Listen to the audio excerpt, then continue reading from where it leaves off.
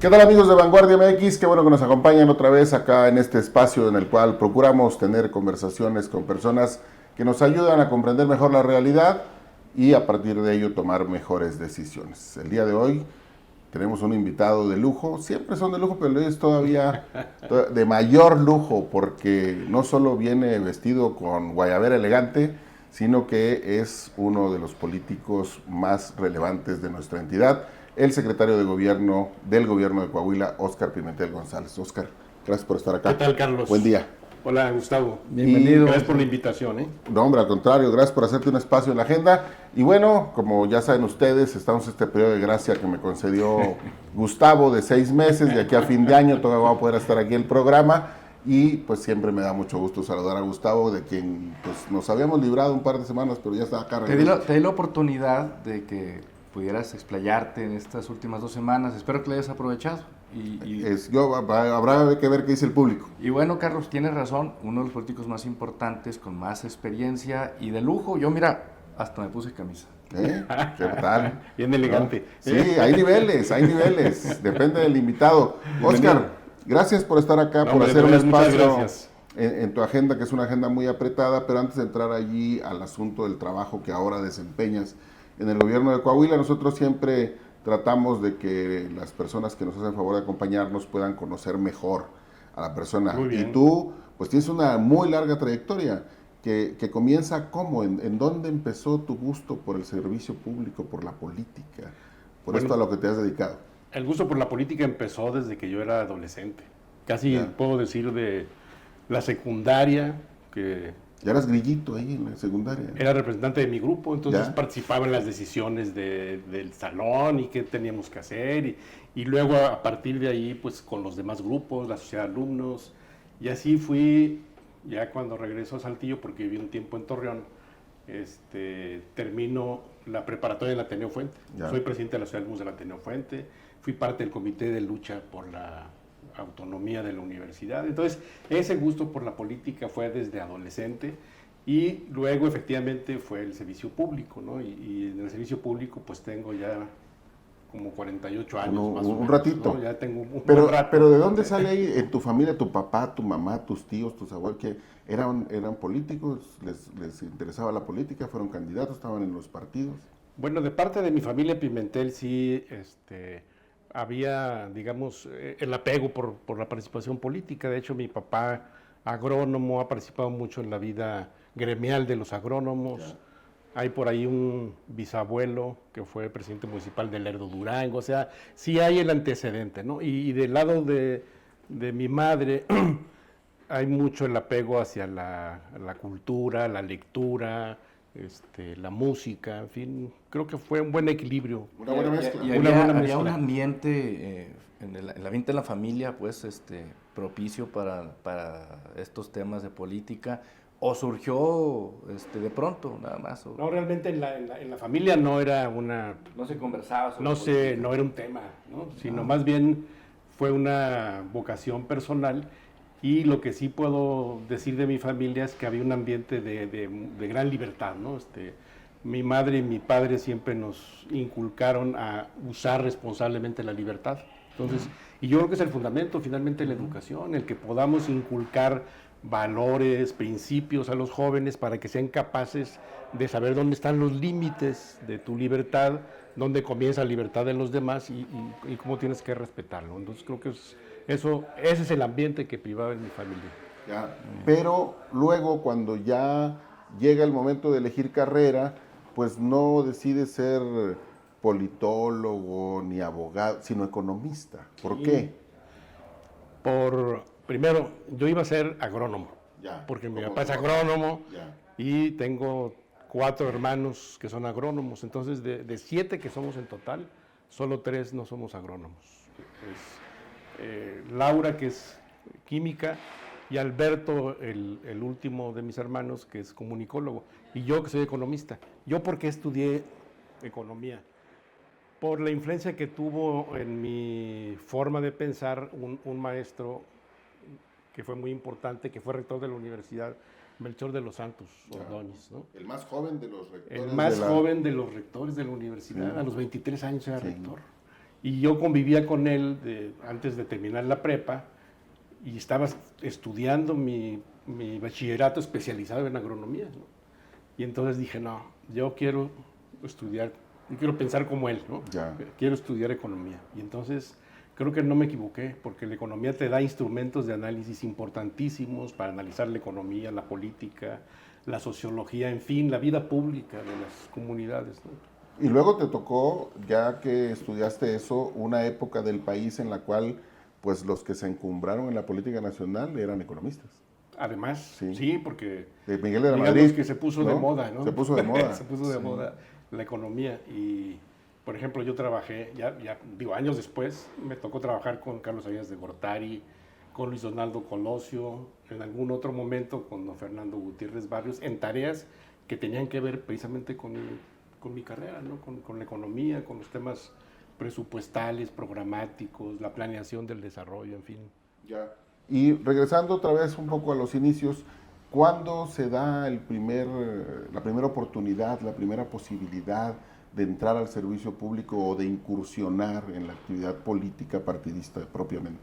Bueno, en el 1977, yo comencé a trabajar como analista, o sea, en el primer peldaño El primer escalón. digamos, de la jerarquía burocrática, ¿no? En el gobierno federal. Y a partir de ahí fui jefe de departamento, subdirector, director, coordinador, etcétera, ¿no? Entonces, ha sido una carrera por así que desde abajo en el servicio público y, bueno, gracias al esfuerzo que ha tenido algunos resultados, pues pude ser diputado federal en 2 ocasiones, fui presidente del PRI aquí en Coahuila, fui secretario de Educación Pública, fui alcalde y ahora, bueno, fui secretario de Gobierno también, secretario de Desarrollo Urbano. La segunda vez que eres secretario de Gobierno, sí. Y ahora la segunda vez que soy secretario de Gobierno, ¿no? Y muy contento con mi gobernador Manolo Jiménez, que además, si ustedes se dan cuenta, pues el gobierno de Manolo Jiménez tiene una entreveración generacional bien interesante, ¿no? Porque hay desde él, que es un político muy joven, pero con una gran experiencia y una gran capacidad, hasta personas como yo. Personas experimentadas, pero muy jóvenes no quiero decir, pensamiento. con más edad y con más experiencia en el servicio público, no en términos de número de años que hemos trabajado en él. Así que la verdad estoy muy contento en el gobierno de Coahuila. Ya, oye, y en esta parte también de los orígenes, nos decías ahorita que del lado de tu mamá te viene la vena por la cultura, las artes. ¿Qué era lo que tu mamá les inculcaba más cuando eran niños ustedes? Por ejemplo, el oír música clásica, ¿no? La lectura, sí, la lectura entre mi mamá y mi abuela materna, y no que me obligaran, sino que me motivaban. Entonces, de pronto leer se convirtió ya como en, digamos, una necesidad vital, ¿no? No puedo estar sin leer. Una cuestión normal. Y a partir de la lectura, pues te relacionas con el arte, con la pintura, con la música, con la política, con todo, ¿no? Con la ciencia. Y bueno, y más si es así, si no es obligado, si es... Sí, si no es obligado. Ahí está No, presente, yo creo que luego obligar a leer a alguien sale contraproducente. es contraproducente. Totalmente, sí. Bueno, y la entrada, la llegada al Partido Revolucionario Institucional, al PRI, o sea, cómo todos estos inicios que nos platica, de este ambiente o esta vocación desde la secundaria por la participación política, ¿cómo se traduce o cómo se llega al PRI? ¿Cuál fue la primera participación del PRI? Cuando estudié economía yo era comunista, ¿no? No, puedo decir. No, sobre todo los economistas, ¿no? Sobre todo los economistas. Todo en esta porque además facultad. mucho de lo que estudias tiene que ver con el tema, ¿no? Claro. Estudias a Carlos Marx y estudias, entonces tanto filosófica como científicamente, en la escuela de economía, pues todos éramos comunistas, ¿no? Y éramos antipriistas, totalmente. Y luego cuando ingreso al servicio público, ¿Qué le pasó? se va dando de manera natural, ¿no? Porque de hecho el PRI pues, era un partido de Estado, ¿no? Sí, era el partido único, no había otra opción, Se digamos, parece significativa. un poco a lo que está surgiendo ahora otra vez, ¿no? Si querías hacer carrera política en el servicio público, pues tenías que participar en el PRI porque no había de otra, ¿no? Entonces, eso lo hemos comentado, somos de una generación en la que si quieres participar, Había que entrar al PRI, ¿no? Había que entrar al PRI. Sí, o ser oposición en el PAN, que eran digo, más o menos las dos cosas que había. Bueno, estaba en ese entonces, empezaba el Partido Comunista. Sí, ¿no? pero el PAN no dejaba de tener rasgos muy conservadores, ¿no? Entonces, el PRI estaba como en el centro, ¿no? No era ni comunista de izquierda, ni era el conservadurismo, luego católico mal entendido del PAN, ¿no? Entonces, pues, era una opción... Y era muy incluyente, además, pues ahí cabía Claro, todos, era muy ¿no? abierto, ahí cupimos todos ahí. Y entonces, el asunto fue, digamos, más o menos natural cuando estabas en la facultad. No, después, ya cuando ingresé al servicio público. Cuando ingresaste al servicio público, Sí. ya. Y allí, digamos, el asunto de la identificación partidista, ¿cómo ocurre esto de ser comunista, de leer a Marx y de tener este pensamiento de economista en formación o ya en desarrollo, con mudar de ideas? Es que realmente la mutación no fue radical, porque ciertamente cuando estudiaba economía, pues adquieres herramientas de análisis, entiendes cómo funciona la economía, cómo funcionan las clases sociales, la interacción global de los países, en fin. Pero un principio muy importante que identificaría, digamos, este pensamiento de izquierda que tuve cuando estudiante de economía, con la ideología del PRI, era precisamente el tema de la justicia social, ¿no? Y que creo que sigue siendo un principio fundamental, ¿no?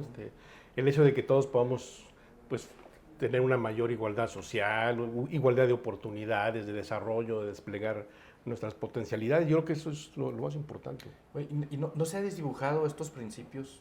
O sea, en el partido, en el PRI, y teniendo enfrente a Morena con esta narrativa justamente de la justicia social, ¿no les ha ganado la narrativa Morena al PRI en ese sentido?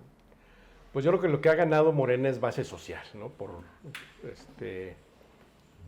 el hecho de gobernar y por el hecho de manejar todo un esquema de apoyos sociales que le da una base de participación y de afiliación muy importante, ¿no? Pero yo creo que la ideología del PRI no se ha desdibujado. Lo que ha sucedido es que ahora, frente a la competencia partidista, pues estamos en condiciones muy diferentes, ¿no? Y yo creo que finalmente en algún momento el PRI tendrá que ser sustituido por una nueva alternativa política. Que hagan los propios priistas, que creen los propios priistas de hoy. Así es. ¿Estamos hablando de cambiar de nombre del partido o realmente de un proceso de reformación? actualizar la ideología del PRI a las nuevas condiciones que estamos viviendo y sí de generar una nueva alternativa política, orgánicamente hablando, ¿eh? O sea, yo creo que no es nada nuevo pensar que el PRI está llegando también a un límite históricamente, ¿no? Y lo estamos viendo, ¿no? Creo que ahora gobernamos nada más dos estados, ¿no? O sea, sí ha perdido base social y ha perdido penetración, capacidad electoral, claro, por todo este impulso que tuvo Morena, y que finalmente pues fueron la misma población la que tomó la decisión, ¿no? El PRI gobernó muchos años, y yo creo que sí llegó a saturar, y por eso se explica el triunfo del partido Morena, y ahora tenemos que buscar nuevas alternativas, ¿no? Ya, miren, para quienes no han tenido la oportunidad de platicar en persona o conocer mejor la trayectoria de Óscar Pimentel González, una de las cosas que caracteriza a Óscar es que no le saca a los temas, y eso, digamos, lo acabamos de ver ahorita en este momento, y estás tocando una fibra muy sensible, porque pues estamos hablando prácticamente de la reflexión difícil que implicará para cualquier persona que vive la vida partidista de decir, este ciclo se acabó, pero entonces hay que decirlo en voz alta. Hacen falta más voces que lo digan, porque Mira, no se está discutiendo. Yo, por ejemplo, he sido priista y soy orgullosamente priista. Soy un militante del PRI en Coahuila, orgullosamente lo soy. Pero también reconozco que tenemos que buscar nuevas alternativas, ¿no? Por ejemplo, el gobernador Manolo Jiménez ganó la elección gracias a una alianza muy amplia, donde el PRI participó. El PRI fue uno de los partidos, digamos, determinantes en la alianza, pero las condiciones sociales te obligaban a hacer una alianza por la identificación de modo de pensar con muchos otros sectores de la población. Lo cual implica entonces ya también reconocer que tu ideología por sí sola ya no basta para hacer una oferta política atractiva. Así es. Y eso, digamos... Por eso yo decía, tenemos que actualizar la forma de pensar que hoy sostenemos en el PRI, ¿no? Para ampliarlo a buscar alianzas y coincidencias con otros sectores de la población. ¿Y quién está empujando esa discusión adentro del PRI hoy? En serio. Así seriamente no lo sé. Creo que no. Hace falta, entonces. Creo que no se está haciendo orgánicamente, ¿no? ¿El prismo de Coahuila pudiera ser la punta de lanza para esto que está comentando? Yo creo que sí. Yo creo que el PRI de Coahuila está avanzando, está consolidado y tiene muy claro sus miras en términos de que los triunfos electorales se construyen también con alianzas, ¿no? Hoy, más que nunca, con alianzas, con otras organizaciones políticas. Pero vamos, la alianza pues puede ser una herramienta, un mecanismo para tratar de acceder al poder, pero en términos de ideología o de esta propuesta o este cambio que se requiere, que nos estás comentando, ¿qué tendría que hacer el PRI? O sea, ¿cómo adaptar o cuáles serían esos elementos que tendría que adaptar a la nueva realidad social? Bueno, ciertamente las alianzas son un instrumento para acceder al poder, pero no se pueden dar a partir de una diferencia radical de ideas, ¿no? O sea, sí tiene que haber coincidencias ideológicas. O sea, una base fuerte, tiene que haber, más o menos amplia. Claro, para que, o sea, no es lo mismo hacer una alianza, digamos, PRI con Morena, que PRI con ciertos sectores del PAN que ahora no son tan conservadores, ¿no? O con la UDC o con otras organizaciones políticas, ¿no? Pero yo lo que creo es que sí tenemos que contemplar nuevos desarrollos que se están dando en nuestra sociedad. Por ejemplo, el tema de la diversidad, ¿no? El reconocimiento de la diversidad o el tema de los derechos humanos o el tema de la mujer, ¿no? Yo creo que estamos viviendo una revolución cultural así como la vivimos en los 70s, ¿no? Que fue la contracultura. Hoy lo estamos viendo en el caso de la mujer. Estamos viendo la revolución de las mujeres a nivel mundial. Entonces, todo eso tenemos que recuperarlo y que expresarlo en nuestras formas de pensar, ¿no? Bueno, y decías que el PRI de Coahuila podría ser, y no sé si incluso es posible decir que debería, porque es el único estado del país donde el PRI va a llegar a los 100 años gobernando de manera ininterrumpida. Un caso inédito en la historia planetaria. Así es. Un siglo entero. Galáctica. Sí. Así es. Digamos, este es el espacio donde de manera ininterrumpida, más largamente ha gobernado el PRI y además con algunos detalles históricos interesantes, porque el primer presidente nacional del PRI es un coahuilense. El fundador del PRI es un coahuilense, sí. Manuel Pérez Treviño. Así es. Entonces, digamos, ahí... Y el gran defensor del constitucionalismo es un coahuilense, Venustiano Carranza. Claro, así es. Entonces, los coahuilenses sí hemos jugado, digo, no es por presumir, pero sí hemos jugado un papel muy importante en la historia de México, ¿no? Determinante. ¿Y qué deberíamos ver o qué podríamos ver en los meses y en los años que siguen el que sigue? Por lo pronto, yo creo que lo que debemos de buscar es que el próximo año, ¿no? Y que en los próximos años nuestro punto de encuentro sea Coahuila. Esa es la propuesta que sostenemos quienes formamos parte del equipo de gobierno de Manolo Jiménez. Y yo creo que es lo más avanzado que se puede pensar en este momento en Coahuila.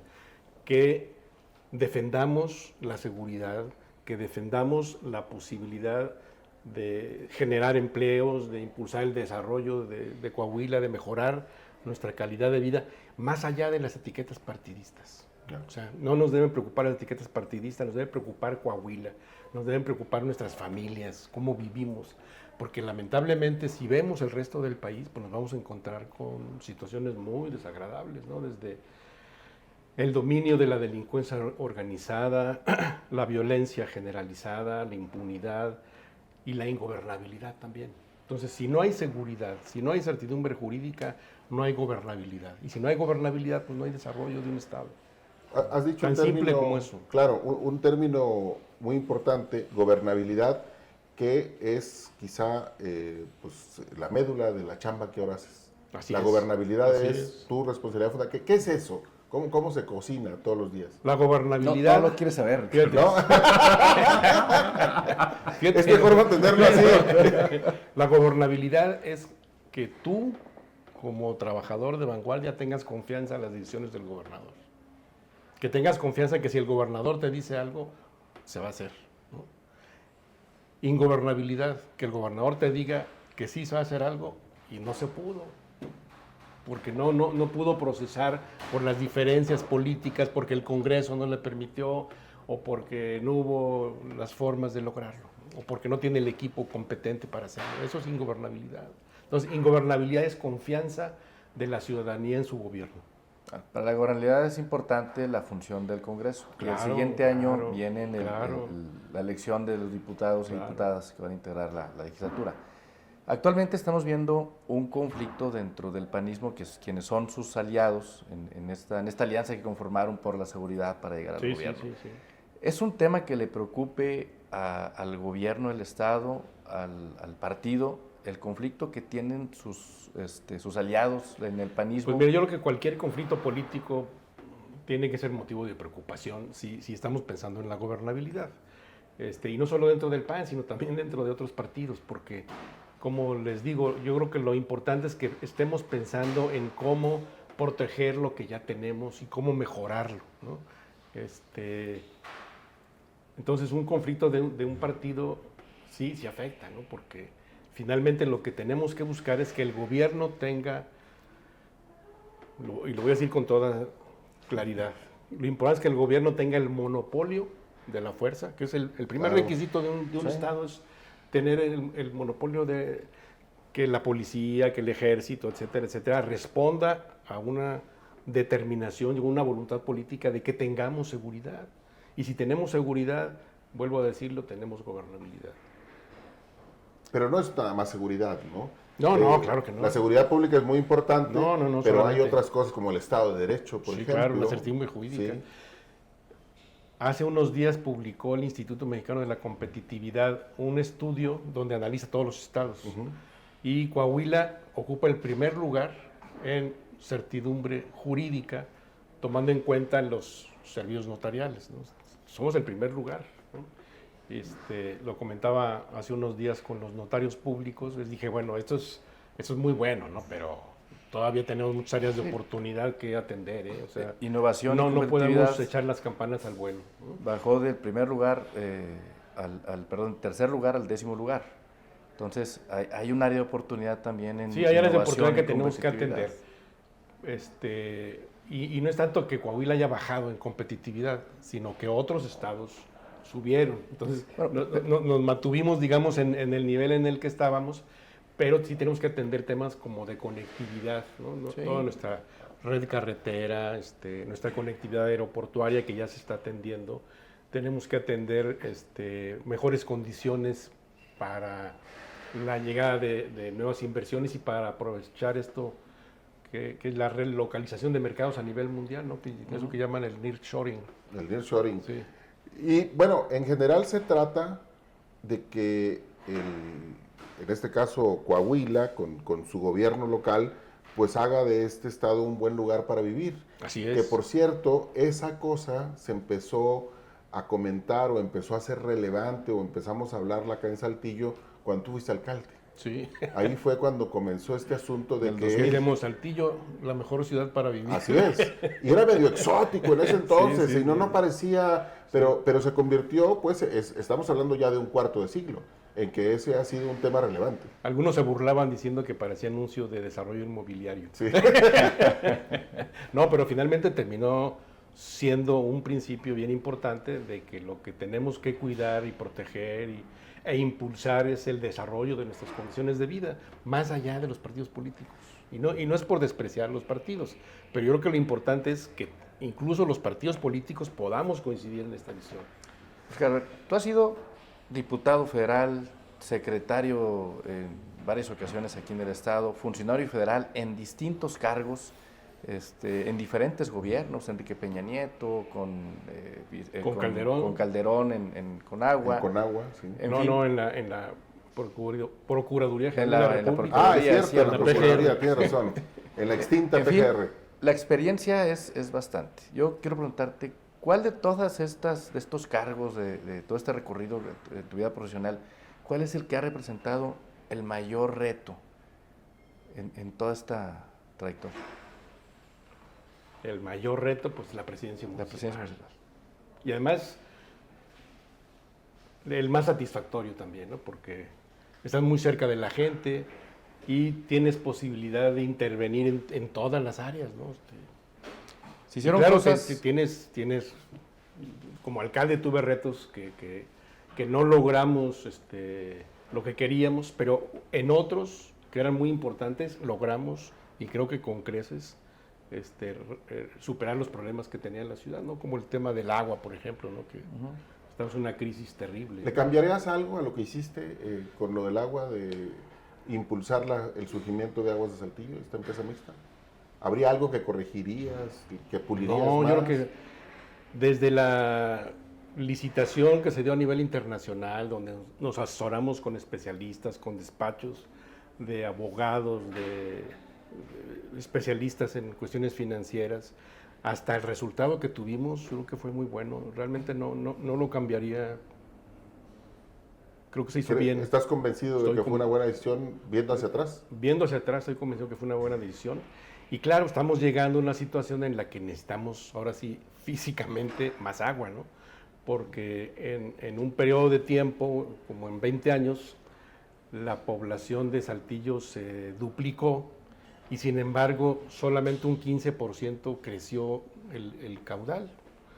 ¿Cómo logramos sostener eso? Pues a base de eficiencia, ¿no? Claro, De ha ser más mejorado eficientes. la eficiencia del servicio. Pero ahorita ya la eficiencia no es suficiente porque necesitamos más agua. Entonces hay que buscar más caudales y eso creo que no tiene problema. Pero fue una política exitosa, Axar. Desde mi punto de vista fue una política muy exitosa que lamentablemente no se ha visto en otros municipios, ni de Coahuila ni del país, porque tenemos situaciones como el hecho de tener las ventajas populares más bajas de todo el estado, de tener el menor número de empleados por toma domiciliaria. Este dato destaca a nivel nacional. Destaca también por la calidad del agua, ¿no? Varias veces la Fundación Río Arronte, una fundación a nivel nacional que no es gubernamental, le ha dado reconocimientos a Agua de Saltillo por la calidad del agua y por la eficiencia. Entonces creo que es muy buen esquema, pero hay que fortalecerlo, darle continuidad y apoyar sus programas para enfrentar la sequía, ¿no? Que lamentablemente pues, en todo el estado hemos tenido una falta de lluvia que sí nos afecta. De esa administración del 2000 al 2002, ¿no? Fue la 2002 municipal. ¿Qué otras políticas implementadas recuerdas o que hayan perdurado? Yo tengo ahí algunos recuerdos, pero ahorita lo comentamos. ¿Cuál de esas? Por ejemplo, uno muy simple, que fue el que usáramos el cinturón de seguridad. Es que yo recuerdo perfectamente en esa administración la campaña para usar el cinturón, y ahora ya nadie se cuestiona si hay que usarlo o no. Claro. Está claro que hay que usarlo, Sí, pero sí sí. fue un reto interesante, ¿no? Había resistencia. No tanto resistencia, sino que no había el hábito, ¿no? Hubo resistencia, tienes razón, en los transportistas, pero cuando mandamos al corralón varios camiones que no usaban cinturón de seguridad, se resolvió. Se resolvió el Ahí se asunto. resolvió. A lo mejor eso hay que hacer ahora, ¿no? Por el tema del transporte. Es un problemón. Y del uso del celular, ¿no? Mientras Sí, se conduce, también. que es un problema serio. Pero déjame regresar otra vez al punto de la cultura, porque eso es algo que quizá tampoco es muy visible de tu trayectoria y de tu personalidad. Tú has fundado instituciones culturales. Una de ellas fue en tu administración el Instituto Municipal de Cultura, que ahí sigue. Así es. Y creamos el Instituto Municipal de Cultura y algo bien interesante fue crear el Museo Rubén Herrera, ¿no? Ya. Porque recuperamos la colección de don Rubén Herrera y la instalamos dignamente en esta casa que está ahí en Juárez y General Cepeda, ¿no? Entonces está el Museo Rubén Herrera.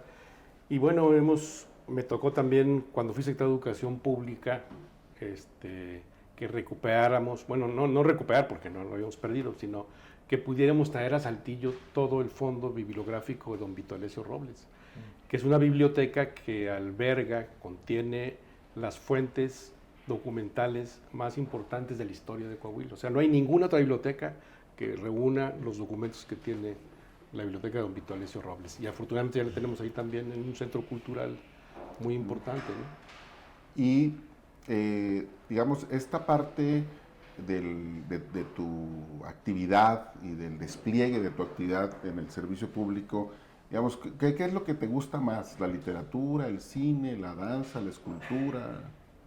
No, la literatura, disfrutas la más? marimba, la música, la la marimba. Ya. No, ciertamente la literatura me gusta mucho, la música, el cine me gusta, por supuesto, pero luego con la agenda no No se puede tanto. no se puede tanto, ¿no? Y la televisión no me gusta verla mucho, entonces creo que ahí me ¿No la eres de pierdo. series? No, No, no soy no, de series no. No soy muy televisivo. A mí, alguien me dijo por ahí, y te lo pregunto entonces, ha de ser que no ves series porque doña Tere no ve series, pues si no las verías. Claro. ¿No? Más bien, ella no las ve porque yo no las veo.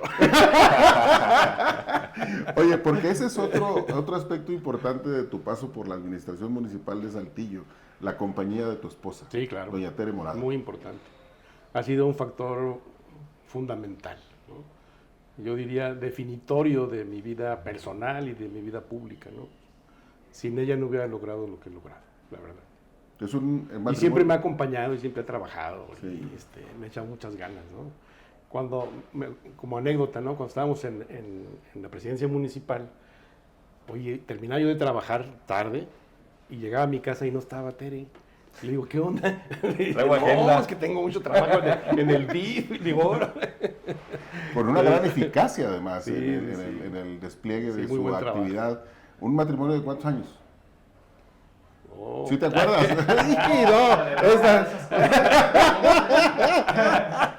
Sí, no, No, voy a cumplir 50 años de casado. Vas a cumplir 50. Sí, porque me casé muy joven. Ya. Ya no lo vuelvo a hacer. ¿Y tienes cuántos hijos? 2. 2 hijos. Berenice y Emiliano. Y 3 nietos, Ana Emilia, María Camila y Patricio. Emiliano Chef. Emiliano Chef, sí. ¿Y tu ¿Y hija? tu hija?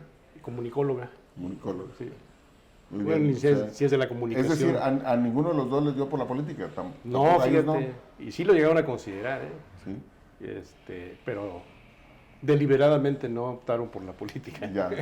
Y entonces, digamos, de esta trayectoria muy prolongada en el servicio público, del desarrollo profesional que has tenido, digamos, ¿cuáles serían las síntesis que tú haces de esto? ¿Piensas, por ejemplo, tú eres una persona que piensa retirarse algún día? ¿O esto de plano es hasta el último suspiro? Es Yo un creo apostolado, Carlos.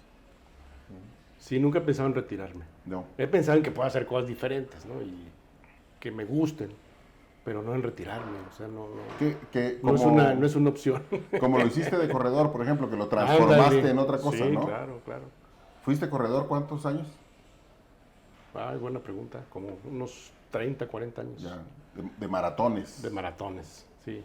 Y pues ahí me tocó fundar el 21K Coahuila, que ahora También. es muy exitoso. Eso no lo sabía. Sí. 28 años, se acaba de celebrar la Acabo de edición. cumplir 30 años, pero es la 28 edición, porque Ajá. 2 años de la pandemia no, no claro, se hizo. Sí. así es. Pero sí, yo creo que hay que cambiar según la edad, ¿no? Como dice el dicho, todo tiene su edad, ¿no? Ya. Pero la opción de retirarse, así como dedicarse a no hacer nada, pues no es una opción. No es una opción para gente como tú. Y yo creo que no debería ser No, para ti, nadie. no, ¿no? debe ser para nadie. Ok, y de aquí, digamos, el gobierno del que formas parte hoy está en su segundo año. Le quedan todavía 4 años y medio. ¿Cuáles Sí. son los retos que ves hacia el frente? Pues un reto muy importante es que logremos mantener el esquema de seguridad. Lo repito cada vez que puedo, porque es una gran construcción que se ha hecho, ¿eh? O sea, es una gran construcción a partir de la voluntad política, el andamiaje de coordinación con las fuerzas federales, del Estado con los municipios, el equipamiento, la profesionalización de todos, ¿no? Otro tema que yo creo que es muy importante es lo que tiene que ver con el desarrollo económico de Coahuila. Ahí sí tenemos el desafío, por ejemplo, de buscar, como se dice, el desarrollo más parejo en las regiones, ¿no? Tenemos el reto de reactivar Altos Hornos de México, de reactivar la actividad minera y además de regularla adecuadamente, ¿no? Para evitar luego esos accidentes que se dan por la práctica de la actividad minera en forma ilegal. Los pocitos. Los pocitos famosos o irregular, en la región carbonífera, ¿no? Sin rigor en las medidas de seguridad. Exactamente. ¿No? Y en la laguna yo creo que hay que seguir impulsando también la industria manufacturera, los servicios. Hay que enfrentar la sequía porque la presa, pues, la Amistad está, creo que el 20%, 30%, ¿no? Muy bajo. Y vamos a tener un miniciclo agrícola. Entonces, sí tenemos que seguir trabajando sobre eso, ¿no? El desarrollo económico. El centro está sufriendo también con el empleo. Está sufriendo con el empleo por la parálisis de Altos Hornos, ¿no? Y no obstante que mucha gente ha tenido que salir, que cambiar de empleo, mucha gente se ha venido a trabajar aquí, por ejemplo, o a Estados Unidos, ¿no? Pero pues lo ideal es de que las familias puedan vivir en mejores condiciones, que tengamos empleos locales bien remunerados. Y yo creo que los retos tienen que ver también, por ejemplo, con mejorar nuestro sistema de salud. Coahuila destaca a nivel nacional por sus servicios de salud, estamos encima del promedio nacional, pero aún así tenemos muchas áreas de oportunidad que cubrir. En la parte educativa, por ejemplo, tenemos que mejorar mucho nuestras instituciones de educación, particularmente en educación superior, según lo señala el propio estudio del IMCO. Tenemos que trabajar también para mejorar el transporte público en las ciudades, ¿no? que es una tarea más de los alcaldes, claro, pero que es muy importante. Por ejemplo, aquí en Saltillo es un problema, aquí en Saltillo, en Torreón, en todas partes es un problema muy complejo, ¿no? Pero en otros estados, sí, es un asunto municipal, pero los gobiernos de los estados le entran con recurso porque de otra manera, pues es imposible para los ayuntamientos poder sufragar ese gasto. Y de hecho lo que está probado es de que no existe un buen transporte público que no esté subsidiado. O sea, en el mundo no hay un ejemplo. En el mundo no hay un ejemplo de un transporte público de calidad que sea rentable. Porque ese es el tema aquí en Saltillo, ¿no? O sea, en Saltillo vemos al alcalde que ese es un tema principal de su gestión, el transporte público. Sin embargo, me parece que sí requiere la intervención también estatal. Sí, claro, ¿no? Y los alcaldes que tengan un proyecto, como lo tiene Javier, por ejemplo, muy claro de cómo mejorar el transporte público, van a contar con todo el apoyo del gobierno del Estado. Otro tema es el tema del agua. En Coahuila a nivel nacional somos el tercer estado con mayor estrés hídrico, o sea, donde menos llueve. Creo que llueve 350 milímetros anuales, ¿no? Entonces, sí tenemos que buscar cómo mejorar los sistemas municipales de agua potable, cómo continuar construyendo las plantas de tratamiento de aguas residuales que son garantizar necesarias. El reuso del agua.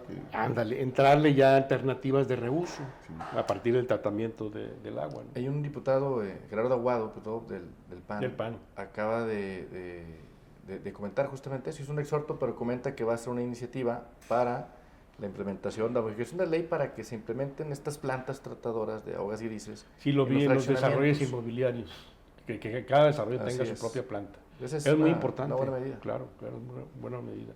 Porque a partir de ahí puedes permitir el reuso, ¿no? Y que las áreas verdes, los jardines, etcétera, se rieguen con aguas tratadas. Con aguas tratadas que no sean de primer uso. Exactamente. Bueno, y en política, Óscar, ¿cuáles son los retos al interior del gobierno, al exterior? ¿Cuáles son esos retos que se vislumbran para el gobierno? Políticamente hablando, yo creo que un reto importante va a ser el próximo año, que se integre la Cámara de Diputados. La próxima legislatura, sí. Y pues también va a ser oportunidad para, yo creo que sostener esta idea de que Coahuila tiene que ser nuestro punto de coincidencia de todos los coahuilenses, ¿no? O sea, que pensemos en preservar y mejorar las condiciones sociales, económicas que actualmente tenemos. ¿No es muy romántico eso? no caer en la... Pues sí. pero válido. Ya. Me refiero ¿Qué tienes en contra del romanticismo? No, me refiero para la crudeza de la lucha política, porque la lucha política al final termina exactamente de Sí. espaldas a eso. Bueno, pues Sí. te digo, pero esto tiene que ser yo creo que nuestra propuesta, nuestra narrativa, ¿no? De nuestra convocatoria. A ver, pensemos en Coahuila, ¿no? O sea, Claro. no por nuestras luchas partidistas destrocemos las condiciones Claro. positivas que tenemos, ¿verdad? Y justo Entonces, eso, pues, te digo, más allá de los intereses político-partidistas y de las ambiciones personales, ¿verdad? y de las ambiciones personales, Coahuila tiene que ser el objetivo. Ya. Y bueno, justamente pensando en Coahuila como objetivo y para cerrar, en estos 4 años y medio que le quedan, un sueño que tú digas, cuando concluya este gobierno vamos a lograr esta cosa, o yo me voy a proponer que logremos esto que es muy importante para el futuro de la entidad. ¿Tienes algún proyecto en la cabeza? ¿Ya estás poniendo los cimientos de eso? Obviamente no eres tú solo, ¿verdad? Sí, pero es el gobierno. Pero el que estoy forma pensando parte. sobre todo en qué estaría pensando el gobernador Manolo Jiménez, ¿no? Porque finalmente ese es el proyecto. Yo creo que el sueño es haber hecho una gran labor desde el gobierno para impulsar el desarrollo de Coahuila, para mejorar nuestros índices de desempeño en todos los frentes, económicos, sociales, de seguridad, de certidumbre jurídica y, por supuesto, el haber demostrado capacidad de gobernar y de lograr lo que se propone, ¿no? Muy bien, pues lo vamos a seguir reseñando aquí en los Muy bien, próximos muchas años. gracias. Por lo pronto, muchísimas gracias, Gracias, por Carlos. haberte hecho un espacio y estar No, acá con muchas gracias, nosotros. qué amables. Oscar, muchas Gracias, gracias. Gustavo. Yo tengo un mensaje para los demás funcionarios del Ejecutivo. Ajá, ok. Ya vengan, ya vino el secretario de gobierno. Ya tienen permiso, hombre, ya dense la vuelta. Es que luego no quieren venir, Oscar, porque dicen que los regañan. Entonces, ya pueden venir, ¿no? Ya está el banderazo. ¿Ya? Nadie les Listo. prohíbe, claro. Nadie- les prohíbe. Prohibido prohibir, decía un personaje reciente de la política mexicana. Pues gracias otra vez, Oscar. Gracias, Carlos. Gracias, Gracias, Gustavo. Gustavo. Gracias. Y gracias a usted por acompañarnos. No se despede de la sintonía de Vanguardia MX. Por aquí nos vemos en la próxima.